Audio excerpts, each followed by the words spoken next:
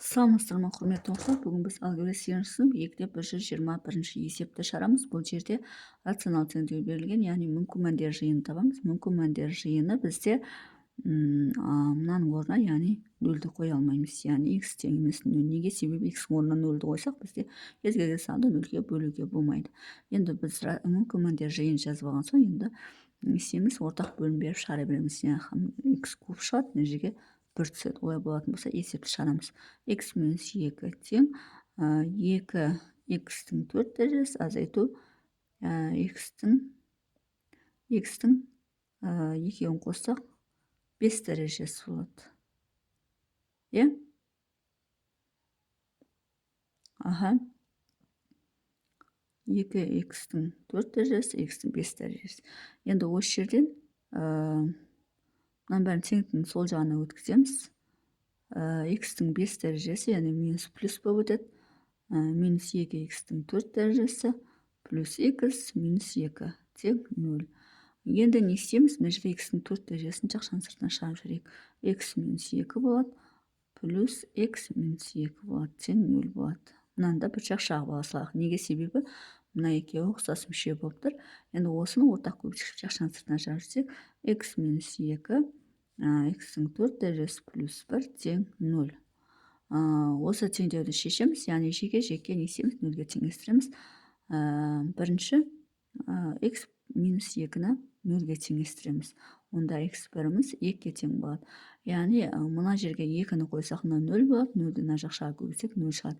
Екінші мына жақшаны 0-ге теңестіреміз, яғни x-тің 4 дәрежесі плюс 1 тең 0.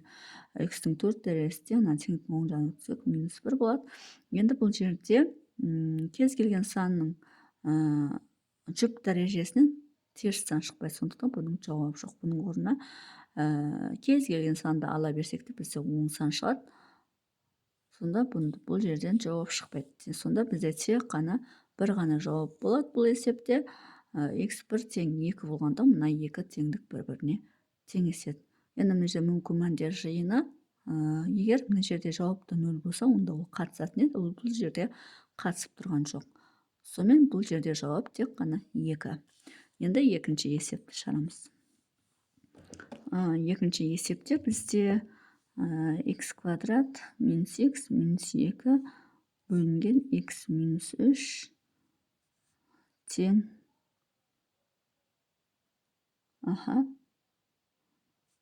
2x минус 4 бөлінген x квадрат минус 3x дейді. Енді бұл жерде мүмкін мәндер жиынын тауып аламыз. Ол үшін бірінші мына теңдеуді толық жазып алайық. X квадрат минус x минус 2 бөлінген x минус 3 тең, мына жерден ортақ көбейтгіш жақшаның сыртына x шығарамыз, x минус 3 болады, 2x минус 4 болады. Яғни біз мынаны не істейміз? 0-ге теңестіреміз, сөйтіп мүмкін мәндер жиынын табамыз. x минус 3 0-ге теңестіреміз. Бірінші жағдайда x1 тең 0 болады, яғни мына жерге 0-ді қойсақ, мына 0-ге тең болып кетеді. Екінші жағдайда мына 0-ге теңестірсек, x минус 3 тең 0 десек, x2-міз 3 болады. Енді бұл жерде 3-ті қоятын болсақ, онда мына 0-ге тең болып кетеді. Демек, мына жерге 0 немесе 3-ті қоятын болсақ, мына бөлшектің бәрі 0 болып кетеді. Сондықтан мүмкін мәндер жиыны не істейді? x1 тең емес 0-ге, x2 тең емес 3-ге деген мүмкін мәндер жиынын осы жерден аламыз. Мыналардың бәрін 0-ге теңестіріп, нөлдерін тауып аламыз. Сөйтіп оған тең емес деп аламыз. Неге? Себебі ол бөлшектің бөлімі 0-ге ешқашан тең болмауы қажет. Енді мүмкін мәндер жиынын жазып алдық. Бұл рационал теңдеуде бірінші мүмкін мәндер жиынын жазамыз, одан кейін бір есепті шығарамыз. Ортақ бөлім береміз. Мұнда x түседі, мұнда 1 түседі. Яғни ортақ бөлімге мынаны аламыз. Ол жерде x минус шықса, мына жерде x қалады. Енді мына жеке көбейтеміз. x куб минус x квадрат минус 2x болады, тең 2x минус 4 болады. Енді не істейміз? Барлығын теңдіктің сол жағына өткіземіз. x куб минус x квадрат минус 2x минус 2x минус 4 тең 0. Мына екеуінен x квадрат жақшаның сыртына шығарайық. x минус 1 болады. Мына екеуі минус 4x минус 4 тең 0 болады. Енді мына x квадрат x минус 1 болады. Минус 4 жақшаның сыртына шығарып жіберсек, x плюс 1 болады, тең 0 болады. Минус 2x плюс 4 екен ғой, мына 4 болып өтеді. 4 болып өтсе, онда мына жер минус 1 болады. минус шығарып жіберсек минус 1 минус плюс болады, мынау минус 1 болады. Енді барып бізде ұқсас мүшелер бар. Қайсысы x минус 1 және x минус 1 жақшаның сыртына шығарып жібереміз. Сол кезде мына жерде x квадрат қалады, минус 4 болады, тең 0 болады. Енді не істейміз? Мына жақшаны бірінші 0-ге теңестіреміз, одан кейін мына 0-ге теңестіреміз. Яғни бірінші нешеге жазасақ, x минус 1 тең 0. Бұл жерден x1-іміз 1-ге тең болады. Бірінші жауабымыз, яғни мына жерге 1-ді қойсақ, онда 0 болады, 0-ге тең. Енді екіншісі x квадрат минус 4 тең 0. X-тен плюс минус 2 болады. Неге? Себебі минус плюс минус 2 квадрат 4-ті береді. Олай болатын болса, мынау x2 және 3 болады. Сонда бізде осындай 3 жауап шығады. 1 және плюс минус 2. Енді бұл жауапты жазбас бұрын бірінші мүмкін мәндер жиынына қараймыз. Мүмкін мәндер жиындан 1 де жоқ, 2 де жоқ. Олай болатын болса, осыны жауапқа жаза береміз. Яғни жауабымыз x1-іміз 1-ге тең, x2-іміз 2-ге тең, x3-іміз минус 2-ге тең деп осылай қорытынды жасай берсек болады. Бұл бізде екінші есептің шығарылуы. Енді үшінші есепті шығарамыз. Так, үшінші есеп 8x минус 4x квадрат бөлінген 1 минус x квадрат тең x куб минус 4x x плюс 1. Не істейміз? Бұл да рационал теңдеу. Мынаны 1 плюс x деп орнына ауыстырып жаза салсақ болады. 8x минус 4x квадрат бөлінген 1 минус x квадратты 1 плюс x 1 минус x деп жазсақ болады. Тең мына екеуін орнына ауыстырып 1 плюс x деп жазсақ болады. X куб минус 4x. Неге олай жаздым? Себебі мына жерде 1 плюс x бар, мына жерде 1 плюс x бар. Бізде тек қана артығымыз 1 минус x болады. Онда ортақ бөлім 1 плюс x және 1 минус x болады. Өз-өзіне бөлсек 1 болады, мына жерге бөлсек 1 плюс x пен кетіп 1 минус x түседі. Ортақ бөлім беріп қойдық, бірақ біз мүмкін мәндер жиын бірінші жазып аламыз. Мүмкін мәндер жиын автоматты түрде жазам, яғни мына екеуін 0-ге теңестіреміз. x1 тең емес минус 1 болады, себебі мына жерге минус 1-ді қойсақ 0 болып кетеді. 0-ді x-ге көтсек 0 болады, бөлшектің бөлімі 0 болып қалады. Сондықтан ол минус 1-ге тең болмайды. x2-міз тең болмайды, мына жерде 1-ге, яғни 1-ді қойсақ 1-ден 1-ді алсақ 0 болады. Тағы да бөлшектің бөлімі 0 болып қалады. Сондықтан осыған тең емес, яғни мүмкін мәндер жиын жазып алдық. Енді жаңа ортақ бөлім бергенде шығарамыз. 8x минус 4x квадрат болады, себебі мына жаққа 1 түсті. Тең енді мына екеуін көбейтеміз, яғни 1 минус x-ті x куб минус 4x-ге көбейтеміз. Енді не істеуге болады?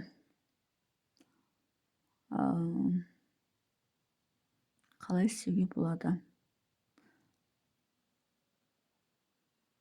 Так, бетек мына екеуінен 4x-ті жақшаның сыртына шығарып жіберейік. Сонда 2x минус x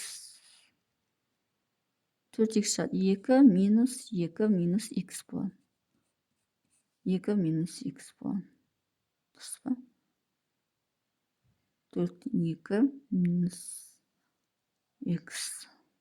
Іштен минус келмейді екен, ұқсас болмайды екен. Ал енді кеттік, аша салайық.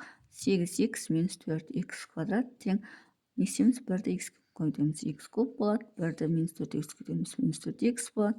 Мына екеуін көбейтеміз, минус x-тің 4 дәрежесі болады. Мына екеуін көбейтеміз, плюс 4x квадрат болады. Енді барлығын мұнаның барлығын теңдіктің оң жағына жеткізейік. Себебі мына жерде x кубты сол күйінше қалдырайық. X куб минус 4x минус x-тің 4 дәрежесі плюс 4x квадрат қалдырайық та мынаны теңдіктің оң жағына минус 8x плюс 4x квадрат деп өткізейік. Тең 0 болсын. Енді x куб минус x-тің 4 дәрежесін қалдырайық. Минус 4x пен 8x қосылып минус 12x-ті береді. Плюс 4x квадрат пен плюс 4x квадрат плюс 8x квадратты береді. Енді бұл жерде не істеуге болады? Так. Мына x куб плюс 8x квадраттан x квадрат жағып жіберейік. Сонда бізде x плюс 8 болсын. Мына минус x-ті шығарып жіберсек, x куб плюс 12 ешқандай келмей қалады, иә, ештеңе келмей қалады. Енді ары қарай не істеуге болады? Барлығынан x шығарып жіберейік, иә. X шығарып жіберсек, сонда бізде минус x шығарып жіберейікші. Өйткені минус x-тің 4 дәрежесі ғой. Минус x шығарып жіберсек, x-тің 3 дәрежесі болады. Мына жерден минус x квадрат болады. Мына жерден минус 8x болады. Мына жерден плюс 12 болады, тең 0 болады.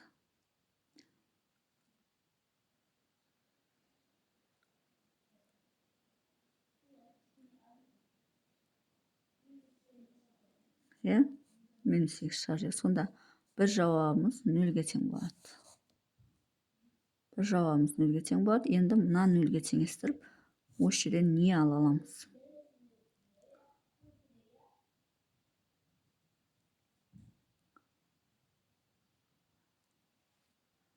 Так, бұл жерден не ала аламыз? Екеуін жашан сыртына шығарсақ болмайды.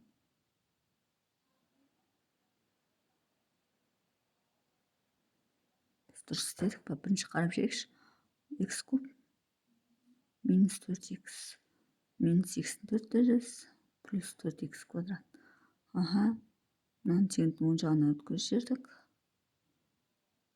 X куб минус 4x минус x-тің 4 плюс 4x квадрат. Минус 8x плюс 4x квадрат. X куб жазылды. X кубтың 2 қос 12x плюс 4-ге 4 қоса 8x квадрат. Барлығы дұрыс. Енді мына теңдеуді шығару қажет. Не істеуге болады?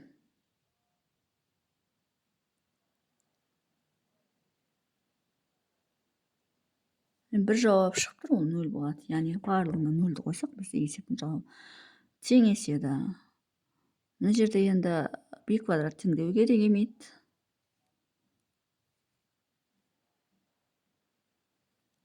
Екі өрнектің айырмасының кубы десек,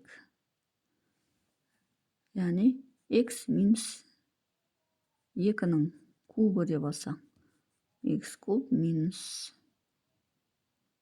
оған мүлдем кеп тұрған жоқ, иә. Мына жерде x квадрат шығарып жіберсек, x минус 1 болады. Минус 4-ті шығарып жіберсек, x плюс 3 болады. Ештеңеге келмей қалады, иә. Осы жер түсініксіз. Келесі сабақта міне осы үшінші есепті не істеп ашып жазып көрсетермін. Мүмкін бір жерден қателесіп тұрған шығармыз. Бұл бізде үшінші есеп. Мүмкін мәндер жиыны плюс 1 минус 1. Бір жауап шығып тұр, ол 0. Енді мына квадрат, мына кубтық теңдеуді шығарсақ, бізде есептің жауабы шығады. Енді оны өздерін көрсеңдер болады. Уақытты созбай, енді төртінші есепті шығарайық. Бір жауабы бастысы 0-ге тең. Төртінші есеп бізде x квадрат. Мүмкін кітаптан бір жерде дұрыс емес нәрсе берілген шығар. Кітаптан шықпайтындай, иә. Ондай да жағдай болады. X квадрат минус 3x. Енді мына рационал теңдеуді шешу үшін тағы да не істейміз? X квадрат плюс x минус 2-ні жазамыз. X минус 3-ті жазамыз. Тең 2x плюс 4. Мына жерден x жақшаны сыртына жіберсек, x минус 3 болады. Енді бұл жерде мүмкін мәндер жиыны бірден жаза салайын. Яғни x тең емес 0-ге, x тең емес 3-ге. Яғни 0-ді қойсақ 0-ге тең болады, 3-ті қойсақ 0-ге тең болады. Мына бізде мүмкін мәндер жиыны, енді ортақ бөлім x минус 3 болады. Мұнда x түседі, мұнда 1 түседі. Ал енді кеттік, x куб плюс x квадрат минус 2x болады. Минус 2x минус 4 тең 0 болады. Тағы да жаңағыдай теңдеуге келдік, x куб плюс x квадрат минус 4x минус 4 тең 0. Енді ондай теңдеуге келгенмен бұл кішкене келеді екен жаңаға қарағанда. Енді жерде x квадрат жақшаны сыртына жіберсек, x плюс 1 болады. Минус 4 жақшаны сыртына жіберсек, x плюс 1 болады, тең 0 болады. Енді мынаны x квадрат минус 4 деп мынаны x плюс 1 тең 0 деп аламыз. Еш ақшаны 0-ге теңестіреміз. Сонда бірінші ақша, яғни x квадрат минус 4-ті 0-ге теңестірсек, x тең 2 плюс минус 2-ге тең болады. Екінші x плюс 1-ді 0-ге теңестірсек, x үшіміз минус 1-ге тең болады. Сонда бізде плюс минус 2 және минус 1 ол мүмкін мәндер жиында ол мәндер жоқ. Сондықтан жауабы x біріміз 2-ге тең, x екіміз минус 2-ге тең, x үшіміз минус 1-ге тең. Міне осы есептің жауабы болады. Енді жаңаға үшінші есепте мүмкін бір жерден қате кетіп қалуы мүмкін. Сол есептің шығар жолы осындай. Егер есептің шығар жолы түсінікті болса, лайк басып, комментарий жазып, каналыма тіркеліп кетсеңіздер болады.